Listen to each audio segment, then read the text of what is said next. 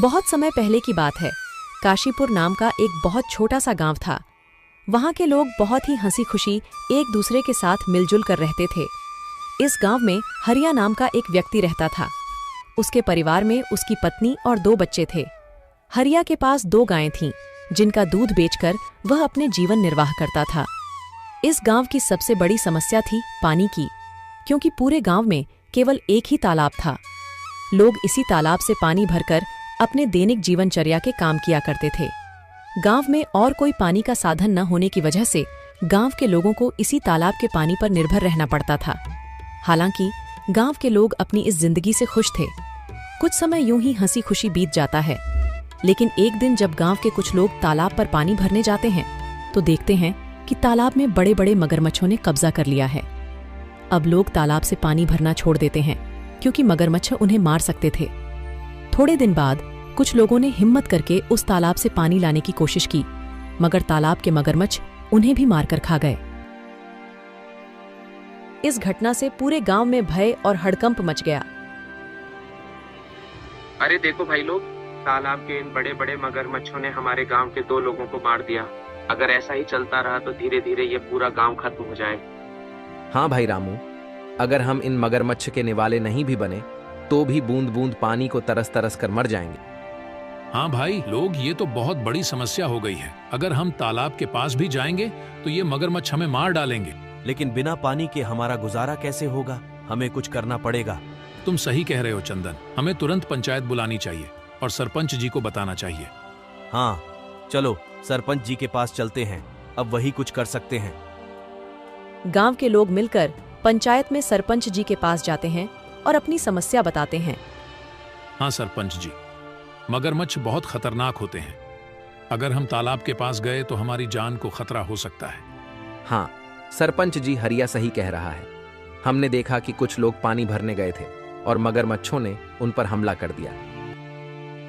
हाँ भाइयों, यह समस्या सच में गंभीर है, लेकिन हमें इसका कोई समाधान निकालना होगा।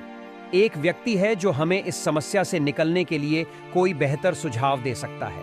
वह है मुखिया हरिलाल। हमें इस बारे में हरिलाल से बात करनी चाहिए। वह गांव के सबसे अक्लमंद इंसान है। वह इस समस्या का कोई ना कोई हल निकाल ही लेंगे। राजू और बिरजू, तुम दोनों मुखिया के घर जाओ और उनसे कहो कि सरपंच जी ने उन्हें तुरंत याद किया है। दोनों सेवक मुखिया के घर जाते हैं और मुखिया को ले आते हैं। सरपंच जी, कहिए, आपने हमें कैसे याद किया? हरिलाल, हमारे गांव के तालाब पर मगरमच्छों ने कब्जा कर लिया है और लोगों को पानी के लिए बहुत समस्या हो रही है। अब तुम उनकी समस्या का कोई समाधान निकालो। मुझे तो कुछ समझ ही नहीं आ रहा, आखिर उन मगरमच्छों से कैसे छुटकारा पाया जाए। मुखिया गहरी सोच में पड़ जाता है और फिर उसको एक उपाय सोचता है और वह सरपंच जी से कहता है। सरपंच जी, मगरमच्छों से लड़ना आसान नहीं है। हमें एक दूसरा तालाब बनाना होगा। यह काम आसान नहीं होगा, लेकिन अगर हम सब मिलकर मेहनत करेंगे तो नया तालाब जल्दी ही बन जाएगा। मुखिया जी, आप बिल्कुल सही कह रहे हैं। हम सब मिलकर मेहनत करेंगे और नया तालाब बनाएंगे। हाँ, हमें मिलकर काम करना होगा। इस समस्या का यही समाधान है। चलो फिर कल से ही हम नया तालाब खोदने का काम शुरू करते हैं। सभी गांव वाले मिलकर काम करेंगे और पानी की समस्या से जल्द ही निजात पाएंगे। गांव वाले मुखिया जी के सुझाव से सहमत होते हैं और अगले दिन से ही तालाब खोदने का काम शुरू कर देते हैं। कुछ ही दिनों की मेहनत और मशक्कत के बाद आखिरकार गांव के लोगों ने मिलकर एक बहुत ही गहरा तालाब खोद लिया।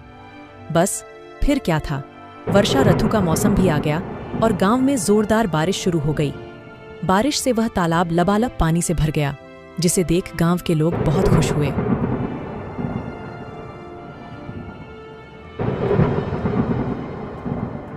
अरे हरिया, यह देखो, हमारा तालाब कैसे पानी से भर गया है। अब हमें पानी के लिए उस मगरमच्छ वाले तालाब में जाने की जरूरत नहीं पड़ेगी। हम यही पास ही के तालाब से पानी भर लिया करेंगे। हाँ काका, आज मैं बहुत खुश हूँ। आखिरकार हमारे गांव को इस पानी की समस्या से निजात मिल ही गया।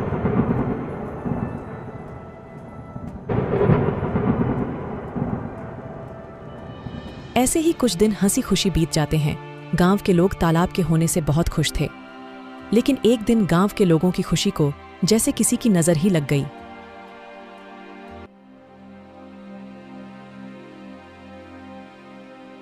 सुनिए जरा, ये तालाब से मटकी भरकर ले आना। घर में पानी खत्म हो गया है। और हाँ, थोड़ा जल्दी आना। वहाँ गांव वाले लोगों से बातें करने मत बैठ जाना जब तक मैं आपके लिए गाय का दूध निकाल देती हूँ। ठीक है राधा, लाओ 2 मटकी मुझे, मैं अभी पानी भर लाता हूँ। जब हरिया मटकी लेकर तालाब के पास पहुंचा तो उसने देखा वहां पर मुखिया हरिलाल खड़ा है और वह गांव वालों से पैसे ले रहा है। हरिया ने एक व्यक्ति को रोककर पूछा, भैया क्या बात है? ये मुखिया जी किस चीज के पैसे ले रहे हैं? अरे भाई हरिया, क्या बताऊं अब तुम्हें। अब यह मुखिया जी हमसे इस पानी के पैसे ले रहे हैं। इनका कहना है कि जिसे भी इस तालाब से पानी भरना है उसको पैसे देने होंगे, और जो पैसे नहीं देगा उसे तालाब से पानी नहीं भरने दिया जाएगा। भगवान जाने अब इस गांव में क्या कहर आने वाला है। हरिया पानी भरने के लिए तालाब के पास खड़ा हो जाता है।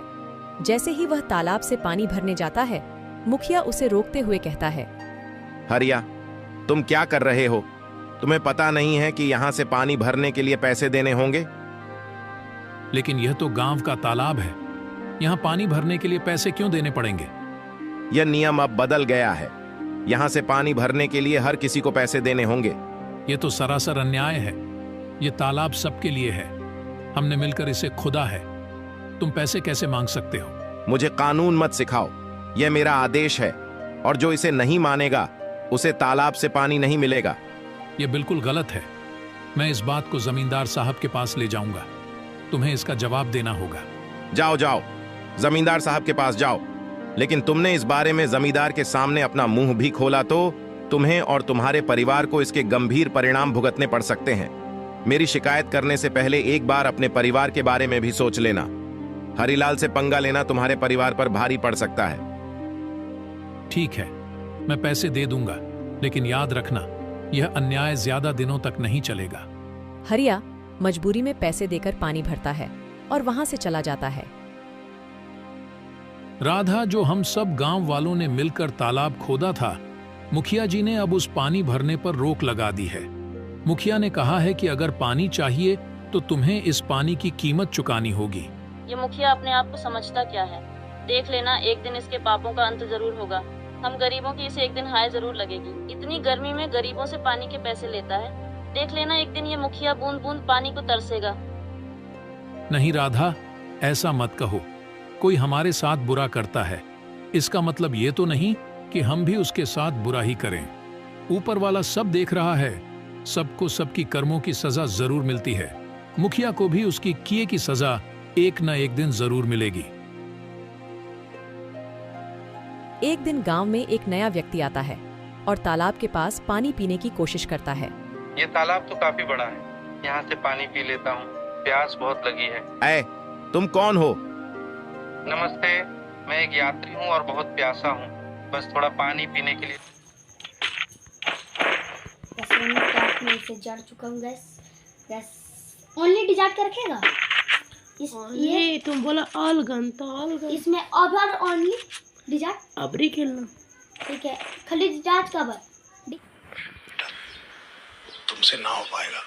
डिजार्ट का सिर्फ अबरी, इसके बाद ठीक है, इसके बाद डिजार्ट का ये गेम के ठीक है। ज्यादातर का प्लास्टिक ले आऊंगा, मेरे एक दुकान है वहाँ पे, सिर्फ पेड़ लगता है दूर से। और सामने आओ। ए रहा नहीं जाता, तड़प ही ऐसी है ना। नहीं सोके इसका ऐसी है, सब मार दिए गए। चीटिंग करता है तू, चीटिंग करता है तू। ओ भाई, मैं जीत चुका हूँ, तो चलते हैं। लिए रुका हूँ। यहाँ पानी पीने के लिए रुक गए। यहाँ पानी पीने के लिए पैसे देने होंगे। पैसे? लेकिन पानी पर तो सभी का हक है, ये तो सरकारी तालाब है, पानी के लिए पैसे क्यों देने पड़ेंगे? ये सरकारी तालाब नहीं, ये हमारा तालाब है। यहाँ पानी पीना है तो पैसे देने होंगे, नहीं तो चलते बनो। मुझे कानून मत सिखाओ, ये मेरा इलाका है और यहाँ मेरे नियम चलते हैं। अगर तुम्हें पानी पीना है तो पैसे दो, वरना चलते बनो। वह व्यक्ति बिना पानी पिए वहां से चला जाता है और सीधे जमींदार साहब के घर पहुंचता है। जमींदार साहब के घर के बाहर मुखिया के 2 आदमी खड़े थे। वह व्यक्ति से पूछते हैं, कौन हो तुम? तुम तो इस गांव के नहीं लगते। तुम यहाँ किस काम से आए हो? मैं जमींदार साहब से मिलने आया हूँ, उन्होंने ही मुझे बुलाया है। मेरा नाम मोहन है, मैं इस गांव का नया कलेक्टर हूँ। यह सुनकर वह दोनों आदमी उस व्यक्ति को अंदर जाने देते हैं। नमस्ते जमींदार जी, मैं इस जिले का नया कलेक्टर हूँ। मेरा नाम मोहन है। नमस्ते कलेक्टर साहब, आइए बैठिए। मुझे बताइए आप यहाँ कैसे आए? जमींदार साहब, मैं यहाँ एक गंभीर समस्या के बारे में बात करने आया हूँ। मैं गांव के तालाब पर गया था और प्यास लगने पर पानी पीने की कोशिश की, लेकिन मुझे पानी पीने से मना कर दिया गया और पानी पीने के लिए पैसे मांगे गए। क्या ऐसा किसने किया? वहाँ मौजूद एक व्यक्ति ने मुझे साफ मना कर दिया और कहा कि बिना पैसे दिए पानी नहीं मिल सकता। तालाब का पानी तो सबके लिए मुफ्त है, यह बहुत गलत है। मुझे माफ कीजिए कलेक्टर साहब, मैं तुरंत इस मामले की जांच करूंगा। जमींदार साहब गुस्से में बाहर खड़े मुखिया के दोनों आदमी को अंदर बुलाते हैं। हमारे गांव में यह क्या चल रहा है? तुमने मुझे इसकी खबर क्यों नहीं दी? मैंने तुम दोनों को किस लिए काम के लिए रखा है? अब तुम सीधे सीधे यह बताओ कि यह जो कलेक्टर कह रहे हैं वह क्या सच है?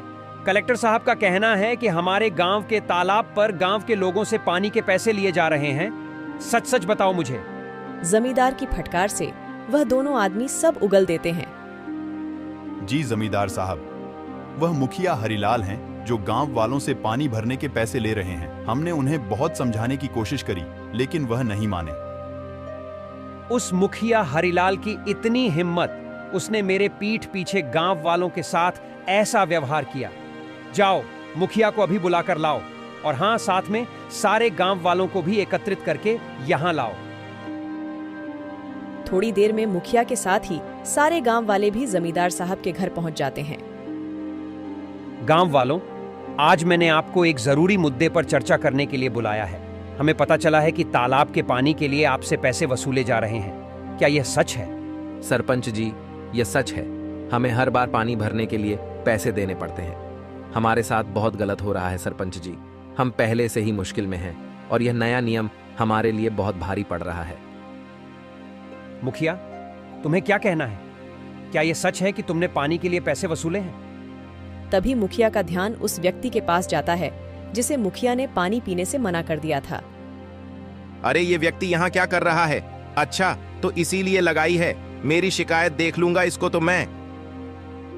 बोलो हरिलाल, ये सब क्या चल रहा है? सच का तो मुझे पता चल ही गया है, लेकिन एक बार यह मैं तुम्हारे मुंह से सुनना चाहता हूं।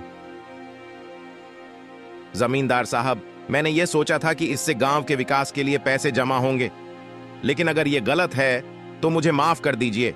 माफी का समय अब नहीं है। तुमने गांव वालों और हमारे कलेक्टर साहब के साथ गलत किया है। मुखिया, मैं तुम्हें इस पद से तुरंत हटा रहा हूं। तुमने अपने पद का दुरुपयोग किया है। अब गांव वालों को तुमसे कोई परेशानी नहीं होगी।